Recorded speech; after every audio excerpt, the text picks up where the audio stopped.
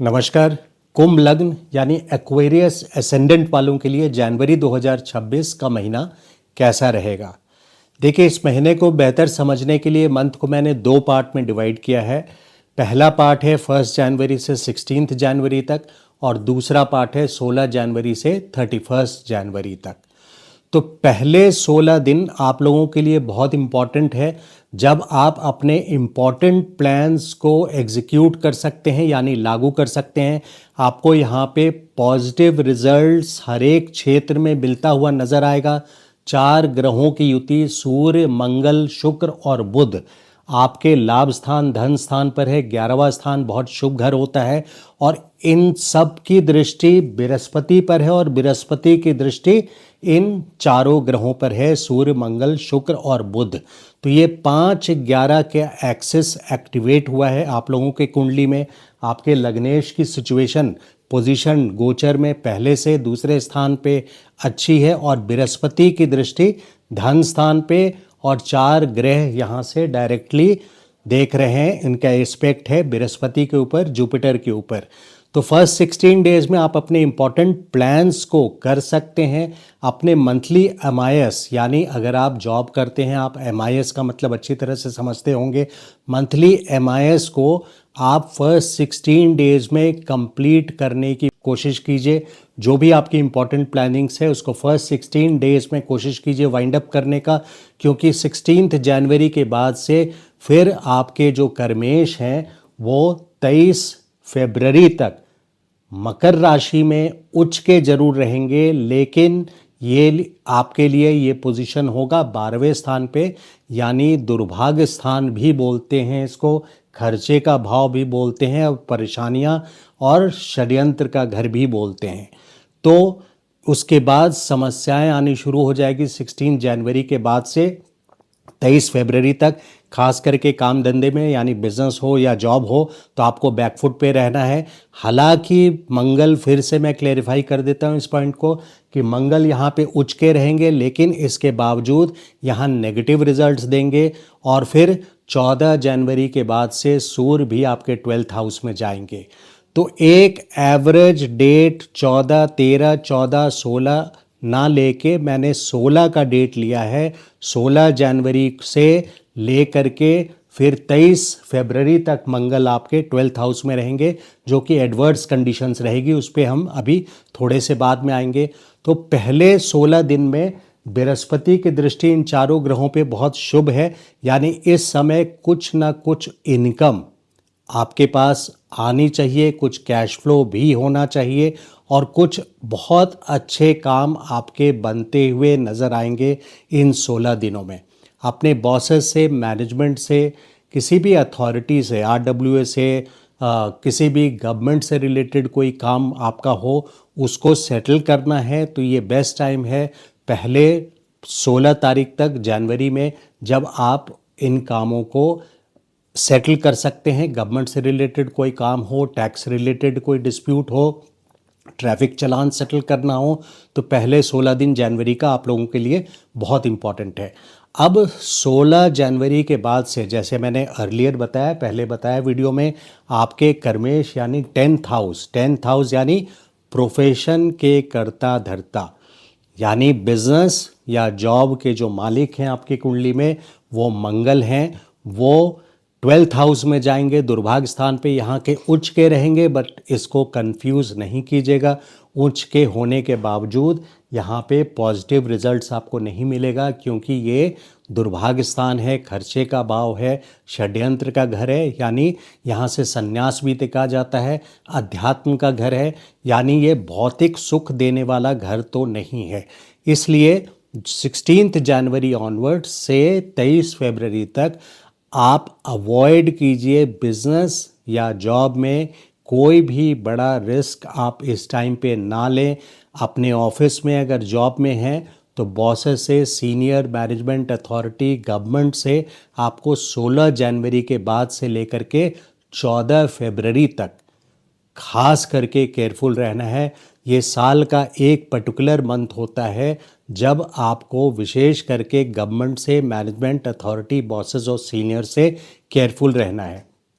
यानी कोई भी काम आपको अपने बॉसेस से हो, कोई फेवर लेना हो, लीव लेना हो, तो इस तरह की प्लानिंग अगर आपने कर रखी हो तो उसको 16 जनवरी के पहले आप डिस्कस कर लें। और 16 जनवरी के बाद अगर आप डिस्कस करने जाएंगे तो यहाँ पे आपके लिए ये एक्सपेंसिव साबित होगा। एक्सपेंसिव मतलब यहाँ इंसल्ट या उसके विपरीत परिणाम आएंगे जो आपके लिए फेवरेबल नहीं रहेंगे।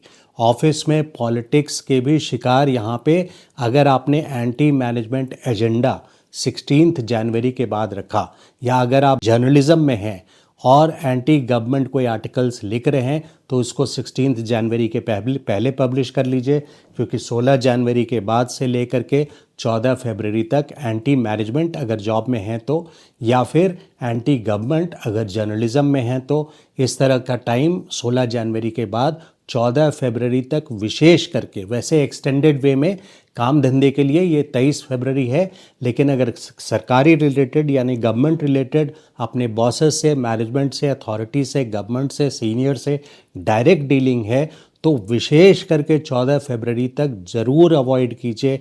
हर एक इम्पॉर्टेंट प्लान को इस टाइम पे आप पोस्टपोन करके रखिए। इसलिए मैंने वीडियो के शुरुआत में बोला है कि जो MIS होता है यानी आपकी जो परफॉर्मेंस शीट होती है हर कंपनी में या बिज़नेस में है, तो जो भी आपकी प्रॉफिटेबिलिटी आप एक्सपेक्ट कर रहे हैं, जो आपके टारगेट सेल्स हैं, उसको 16 जनवरी तक ही आप शेड्यूल करें कि जो अचीवमेंट आपकी 16 जनवरी तक हुई है उसी को काउंट करें, क्योंकि 16 जनवरी के बाद आप अगर ज़रा सा भी रिस्क लेंगे तो ये उल्टा लॉसेस, एक्सपेंसेस की ओर आपकी बात यहाँ पहुँचती चली जाएगी। वैसे एक ओवरव्यू मैं दे देता हूँ कि 23 फरवरी के बाद ये जो समय है 16 जनवरी से 23 फरवरी का, इस समय को अगर निकाल दिया जाए, जो एडवर्स टाइम है, जो विपरीत समय है, तो 23 फरवरी से लेके मई लास्ट तक बृहस्पति जब तक आपके 5वें स्थान पे हैं और शनि आपके लग्नेश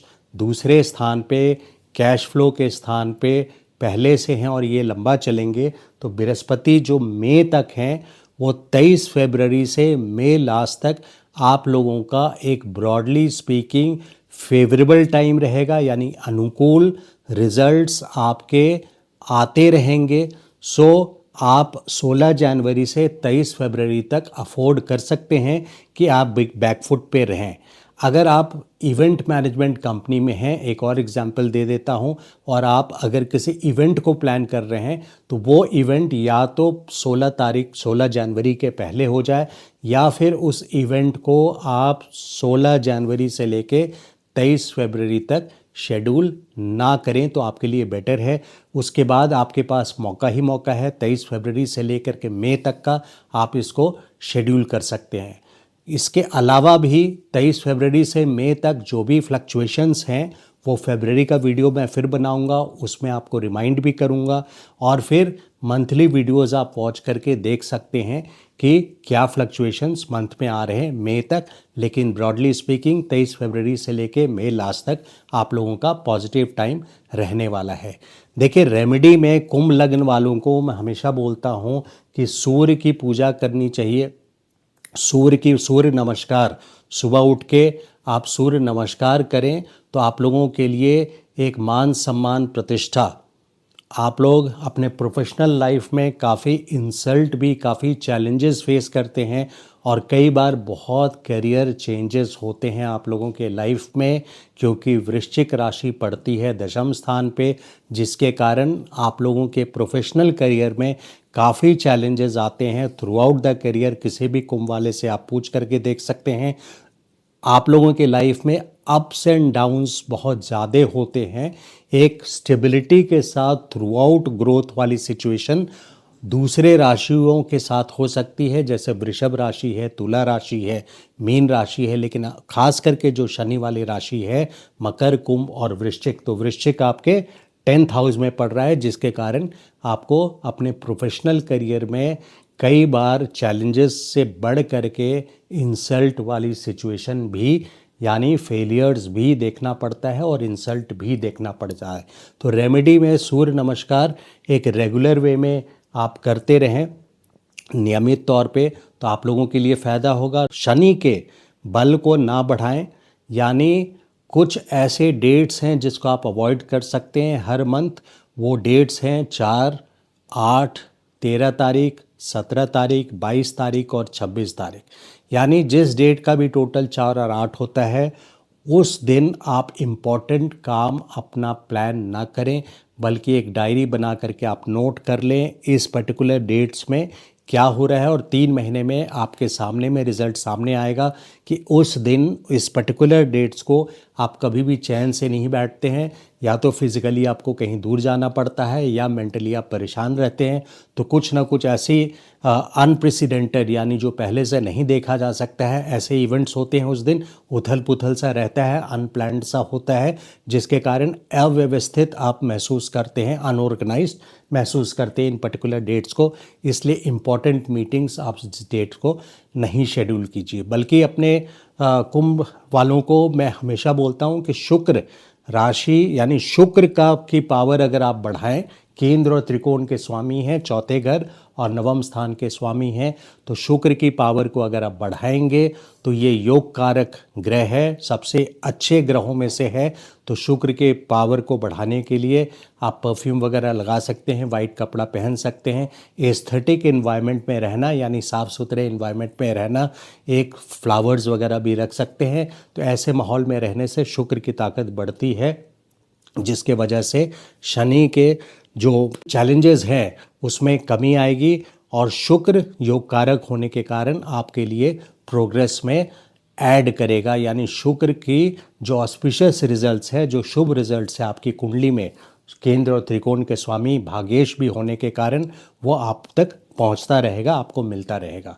तो ये था कुंभ लग्न का जनवरी 2026 का वीडियो अगर अच्छा लगा हो तो लाइक एंड शेयर कीजिएगा, और मेरे चैनल को सब्सक्राइब नहीं किया है अभी तक आपने तो request you please subscribe to the channel. Thank you so much. नमस्कार।